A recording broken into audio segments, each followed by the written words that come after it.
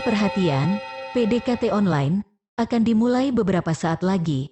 Mari siapkan hati kita untuk memuji dan menyembah Tuhan.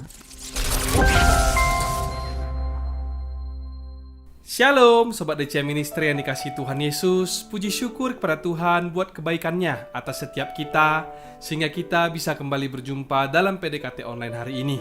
Saya teringat akan firman Tuhan dalam Matius 6 ayat 33 yang berkata, "Tetapi carilah dahulu kerajaan Allah dan kebenarannya, maka semuanya itu akan ditambahkan kepadamu." Mari kita arahkan fokus hidup kita bukan kepada berkat-Nya, tetapi kepada kerajaan Allah dan juga kebenarannya. Sebab ketika kita mengejar Tuhan yang adalah sumber berkat itu, sudah otomatis pasti berkat itu akan mengikuti kita. Amin saudara. Untuk itu saya rindu melalui lagu yang akan kita nyanyikan berikut.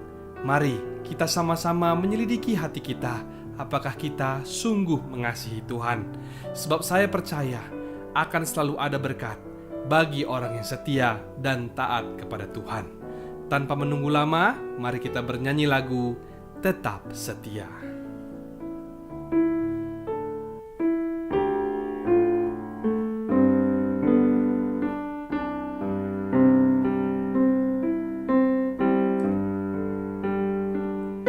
Selidiki aku, lihat hatiku,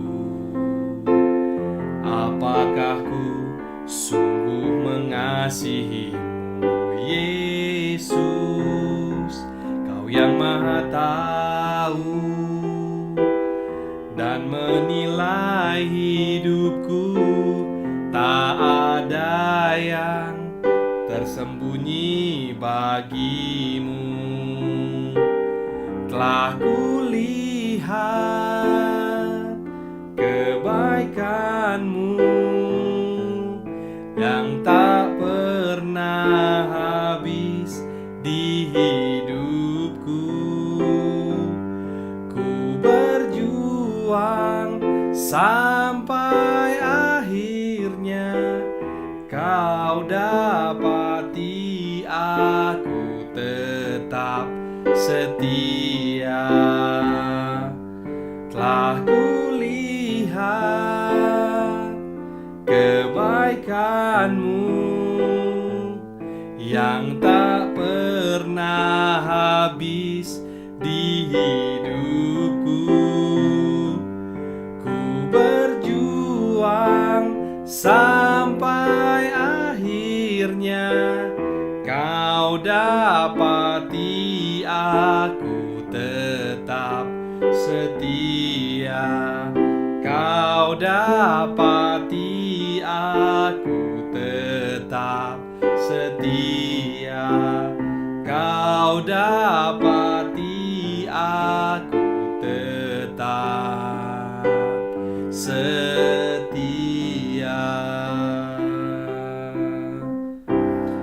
Mari kita bersatu dalam doa. Bapa yang kami sembah, dalam nama Tuhan Yesus Kristus, terima kasih buat kebaikan dan kemurahan Tuhan atas setiap kami sampai dengan hari ini. Ya Tuhan, biarlah Engkau senantiasa memberikan kami kekuatan untuk terus berjuang, tetap setia menuruti kehendak-Mu sampai segenap rencana Tuhan terjadi atas hidup kami pribadi lepas pribadi. Sebentar kami mendengarkan sharing firman yang dibawakan oleh hamba-Mu, biarlah Engkau yang menuntun dan menjamah hati kami, sehingga setiap firman yang disampaikan boleh bertumbuh dan berbuah di dalam hidup kami. Sembunyikan hamba di balik salib-Mu, di dalam nama Tuhan Yesus Kristus. Mari sama-sama kita yang berdoa dan percaya katakan, amin. Saudara-saudariku yang dikasihi Tuhan, pada kesempatan kali ini saya tergerak untuk menyampaikan sebuah sharing firman tentang pertobatan. Setelah minggu kemarin kita bersama-sama umat Kristiani di seluruh dunia merayakan Jumat Agung dan juga Minggu Paskah, mengingat serta merenungkan kembali peristiwa pengorbanan Tuhan Yesus di kayu salib dan juga kebangkitannya. Setelah itu, Apa yang perlu untuk kita lakukan? Atau apakah yang menjadi tugas kita sebagai orang percaya? Apakah kita hanya berhenti pada sekedar percaya saja, namun tidak berbuat sesuatu? Sebab kalau kita membaca firman Tuhan dalam Yakobus 2 ayat 17 yang mengatakan, jika iman itu tidak disertai perbuatan, maka iman itu pada hakikatnya adalah mati. Berarti setelah kita percaya dan juga beriman akan kematian dan kebangkitan Tuhan, kita pun haruslah melakukan bagian kita sebagai respon atas iman percaya dan kasih kita kepada Tuhan Yesus yang telah berkorban bagi kita. Atau dengan kata lain, kita mengasihi karena Allah telah terlebih dahulu mengasihi kita. Seperti yang dikatakan dalam 1 Yohanes 4 ayat 19. Sejalan dengan hal tersebut, pertanyaan berikutnya adalah dengan cara apakah kita bisa mengasihi Allah yang sudah mencurahkan kasih dan pengorbanannya yang begitu besar bagi kita? Jawabannya tentu saja dengan pertobatan yang sungguh-sungguh kepada Tuhan, sehingga pengorbanannya atas kita tidaklah menjadi sia-sia. Melihat keadaan hari-hari ini, mungkin di antara kita orang percaya masih banyak yang memilih untuk hidup di dalam dosa. Ada beberapa di antaranya yang mungkin saja rajin datang ke gereja, bahkan sudah terjun ke dalam pelayanan, namun masih hidup di dalam dosa. Kalau dikatakan berdosa, tentu semua kita pasti berdosa. Tapi apabila dikatakan hidup di dalam dosa, berarti ada unsur kesengajaan di dalamnya. Atau dengan kata lain, dengan sengaja menghidupi dosa tersebut dan merasa bahwa hal tersebut sudah menjadi gaya hidup ataupun kebiasaan. Mereka yang demikian merasa bahwa hidup mereka baik-baik saja alias fine-fine saja, padahal sudah sering kali berbuat dosa. Bahkan beranggapan seakan-akan Tuhan itu dalam tanda kutip setuju dengan apa yang mereka lakukan. Karena sampai detik ini mereka tidak melihat Tuhan murka ataupun marah dengan apa yang mereka lakukan. Nah, jikalau hari ini ada di antara kita yang pernah berpikir atau berkata demikian, maka berhati-hatilah saudaraku. Sebab firman Tuhan dalam Roma 2 ayat 4-6 sesungguhnya sudah mengingatkan kita. Demikian firman Tuhan. Maukah engkau menganggap sepi kekayaan, kemurahannya, kesabarannya, dan kelapangan hatinya? Tidakkah engkau tahu bahwa maksud kemurahan Allah ialah menuntut engkau kepada pertobatan? Tetapi oleh kekerasan hatimu yang tidak mau bertobat, engkau menimbun murka atas dirimu sendiri pada hari waktu mana murka dan hukuman Allah yang adil akan dinyatakan. Ia akan membalas setiap orang menurut perbuatannya. Firman Tuhan yang kita baca hari ini bukanlah untuk ditujukan untuk menakut-nakuti kita. Tetapi jauh lebih daripada itu, firman ini mengingatkan kita dengan kasih. Agar kita tidak menganggap sepi kemurahan, kesabaran, dan kelapangan hati Tuhan selama ini. Bukan berarti bahwa kalau selama ini Tuhan bermurah hati atau tidak memberikan teguran kepada kita di saat kita hidup di dalam dosa, itu pertanda bahwa Tuhan setuju dengan semua dosa yang kita lakukan. Tentu tidak demikian saudara. Tetapi selama ini Tuhan diam, tidak melakukan apa-apa, itu pertanda Dia bermurah hati. Alias Dia masih memberikan kesempatan kepada kita untuk bertobat. Sebab itu sharing hari ini saya berjudul Jangan Menganggap Enteng Kemurahan Tuhan. Tuhan itu murah hati, benar, tapi bukan berarti Tuhan itu murahan. Sebab itu hari ini mari kita renungkan sudah berapa banyak waktu yang Tuhan berikan kepada kita selama ini agar kita bertobat. Kalau misalkan ada orang yang masih merasa hidupnya sepertinya baik-baik saja, padahal sudah jelas-jelas hidup dalam dosa, itu pertanda karena Tuhan masih sabar terhadap engkau. Jangan sampai kemurahan ataupun kesempatan yang Tuhan berikan kepada kita hari-hari ini, kita abaikan begitu saja dan tidak dipergunakan dengan sebaik-baiknya. Karena seringkali kesempatan yang sama itu tidak akan pernah datang dua kali. Sedikit saja kita terlambat sadar, maka kesempatan tersebut akan hilang, dan yang tinggal hanyalah sebuah penyesalan. Itulah sebabnya firman ini merupakan kabar baik bagi setiap kita. Karena di saat mungkin hari ini ada di antara kita yang tidak atau belum sadar akan kesempatan berharga tersebut, menjadi disadarkan kembali. Dan hari ini secara pribadi saya rindu agar siapapun kita yang mendengar sharing ini tidak lagi menunda-nunda ataupun mengeraskan hati untuk mengambil langkah pertobatan. Sebab Roma 2 ayat 5 yang kita baca tadi juga tidak lupa untuk mengingatkan kita apabila kita masih memilih untuk tetap mengeraskan hati, sekalipun sudah diingatkan, itu sama saja halnya dengan kita sedang menimbun murka Allah atas hidup kita sendiri. Siapapun kita tidak tahu kapan saat dan waktunya kemurkaan Tuhan datang. Sebab yang pasti pada saat Tuhan murka, pasti segala sesuatunya sudah terlambat. Hanya melalui pertobatanlah hubungan pribadi kita dengan Tuhan dipulihkan kembali. Sadarkah kita bahwa yang selama ini membuat hubungan kita dengan Tuhan terganggu atau yang membuat Tuhan tidak mendengar seruan kita itu sebenarnya adalah dosa? Firman Tuhan dalam kitab Yesaya 59 ayat 1-2 berkata demikian. Sesungguhnya tangan Tuhan tidak kurang panjang untuk menyelamatkan, dan pendengarannya tidak kurang tajam untuk mendengar. Tetapi yang merupakan pemisah antara kamu dan Allahmu ialah segala kejahatanmu. Dan yang membuat dia menyembunyikan diri terhadap kamu, sehingga ia tidak mendengar ialah segala dosa-dosamu. Kembali ke pembahasan kita di awal mengenai pertobatan, hari ini saya akan sharing beberapa hal langkah pertobatan yang berkenan kepada Tuhan. Langkah pertama dimulai dengan pengakuan dosa. Secara pribadi, kita mengaku kepada Tuhan bahwa kita telah berbuat dosa.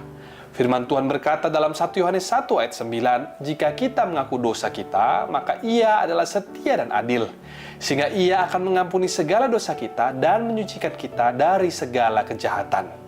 Pertobatan adalah sebuah keputusan pribadi seseorang manusia yang diawali dengan sebuah pengakuan. Melalui pengakuan inilah, kita akan beroleh pengampunan dan juga kekuatan untuk melangkah meninggalkan dosa. Sebaliknya, bila kita tidak mau mengakui dosa kita atau bahkan berkata bahwa kita tidak berdosa, maka itu berarti kita sedang menipu diri kita sendiri dan kebenaran tidak ada dalam diri kita. Seperti yang firman Tuhan katakan dalam 1 Yohanes 1 ayat 8. Itulah sebabnya penting bagi kita untuk selalu mengoreksi kehidupan kita serta mengakui segala kesalahan dan dosa kita agar kita dapat mengalami kembali sebuah persekutuan yang intim dengan Tuhan. Pengakuan dosa yang kita bahas tadi merupakan langkah awal pertobatan itu sendiri. Dan langkah selanjutnya atau langkah kedua yang harus kita lakukan adalah meninggalkan dosa. Meninggalkan dosa berarti tidak lagi melakukan dosa dan melangkah menuju ke arah yang berbeda. Atau dengan kata lain, bertobat berarti menjauhkan diri kita dari dosa dan melakukan perbuatan yang berlawanan dengan dosa, yaitu melakukan kebenaran. Firman Tuhan dalam Yesaya 55 ayat 7 berkata, baiklah orang fasik meninggalkan jalannya, dan orang jahat meninggalkan rancangannya. Baiklah ia kembali kepada Tuhan, maka dia akan mengasihaninya, dan kepada Allah kita, sebab ia memberi pengampunan dengan limpahnya. Tuhan kita adalah Allah yang maha pengasih dan juga maha pengampun. Tangannya selalu terbuka menyambut setiap kita yang menyesal akan kesalahan ataupun dosa yang kita perbuat. Bahkan Tuhan sendiri akan melimpahkan kasih-Nya kepada barang siapa yang mau bertobat dan kembali kepada jalan kebenaran. Fokus hidup tidak lagi memikirkan dosa, tetapi memikirkan kebenaran dan melakukannya di dalam hidup kita. Setelah tadi kita mengaku dosa, meninggalkan dosa, maka langkah berikutnya yang perlu untuk kita lakukan adalah membangun persekutuan pribadi yang intim bersama dengan Tuhan. Selama ini dosa telah merusak hubungan kita dengan Tuhan. Dosa menghalangi kita untuk memiliki persekutuan yang intim dengannya. Oleh sebab itu kita perlu membereskan dosa-dosa tersebut agar kita kembali memiliki hubungan yang karib dengan Tuhan. Namun, untuk menjaga agar hidup kita selalu benar di hadapannya, diperlukan sebuah komitmen dan kesetiaan dari setiap kita untuk menjaga persekutuan dengan Tuhan, yaitu dengan rajin beribadah, membaca Alkitab, saat teduh pribadi, mengikuti kegiatan kerohanian, ataupun masuk ke dalam pelayanan. Kita juga harus terus berjaga-jaga, sebab lawan kita si iblis berjalan keliling sama seperti singa yang mengaum-ngaum dan mencari orang yang dapat ditelannya. Seperti yang dikatakan dalam 1 Petrus 5 ayat 8. Iblis mengerti bahwa tidak ada gunanya melancarkan serangan kepada orang yang bergaul karib dengan Tuhan, setia, dan juga taat beribadah. Tapi iblis akan terus berkeliling sambil menunggu waktu yang tepat, di saat kita mulai meninggalkan jam-jam kebaktian atau ibadah kita. Apabila hal ini terus kita biarkan terjadi, konsekuensinya lebih fatal. Sebab iblis tersebut akan mengajak 7 roh lain yang lebih jahat daripadanya, dan mereka masuk dan berdiam di situ. Yang pada akhirnya akan membuat keadaan kita bisa menjadi lebih buruk daripada keadaan kita yang semula. Seperti yang tertulis dalam kitab Lukas 11 ayat 26. Itulah sebabnya mengapa ibadah itu sangat penting untuk kita lakukan secara konsisten. Firman Tuhan dalam 1 Timotius 4 ayat 7b-8 berkata, "Latihlah dirimu beribadah. Latihan badani terbatas gunanya, tetapi ibadah itu berguna di dalam segala hal, karena mengandung janji, baik untuk hidup ini maupun untuk hidup yang akan datang." Jadi dari sharing hari ini yang berjudul "Jangan menganggap enteng kemurahan Tuhan", saya rindu agar kita tidak lagi mengeraskan hati atau menunda-nunda untuk bertobat. Mari kita mengakui dosa kita di hadapan Tuhan, meninggalkan dosa tersebut, dan kembali lagi secara konsisten membangun persekutuan pribadi kita dengan Tuhan. Bertobatlah sekarang dan nantikanlah pemulihan Tuhan atas hidup setiap kita. Demikian sharing hari ini, dan Tuhan Yesus memberkati. Sebelum kita menutup perjumpaan hari ini dengan doa, mari bersama kita bernyanyi lagu Bapa Sentuh Hatiku.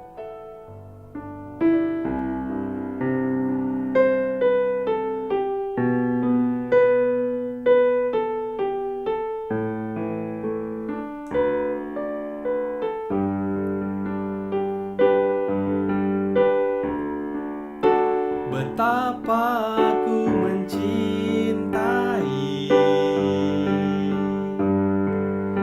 segala yang telah terjadi, tak pernah sendiri jalani hidup ini, selalu menyertai.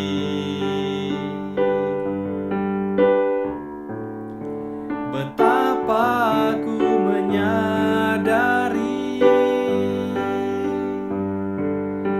di dalam hidupku ini, Kau selalu memberi rancangan terbaik oleh karena kasih.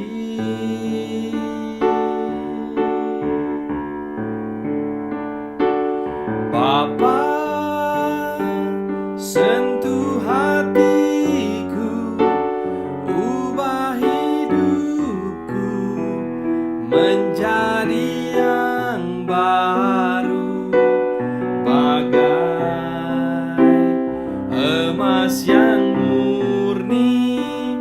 Kau membentuk bejana hatiku. Bapa, ajarku mengerti sebuah kasih yang selalu memberi, bagai air mengalir yang tiada pernah berhenti,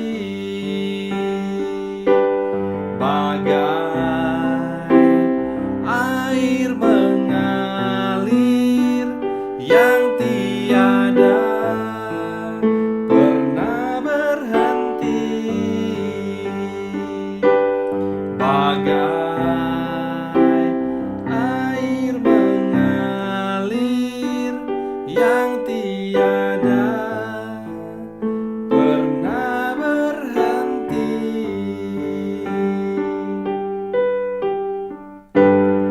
Mari kita bersatu dalam doa. Bapa yang kami sembah, di dalam nama Tuhan Yesus Kristus, terima kasih buat sharing firman yang dibawakan oleh hamba-Mu.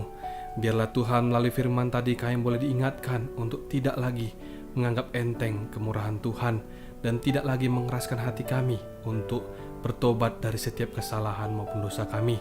Tapi biarlah setiap kami Tuhan boleh mengasihi-Mu lebih lagi, karena Allah jauh terlebih dahulu mengasihi kami pribadi lepas pribadi. Kami juga mau terus berdoa Tuhan untuk setiap saudara, teman maupun kerabat kami dimanapun mereka berada. Biarlah berkat daripada Tuhan pemulihan yang daripadamu terjadi atas hidup mereka pribadi lepas pribadi. Sebentar kami Tuhan akan menerima berkat daripada Tuhan. Mari kita buka hati kita dan angkat tangan kita untuk menerima berkat daripadanya.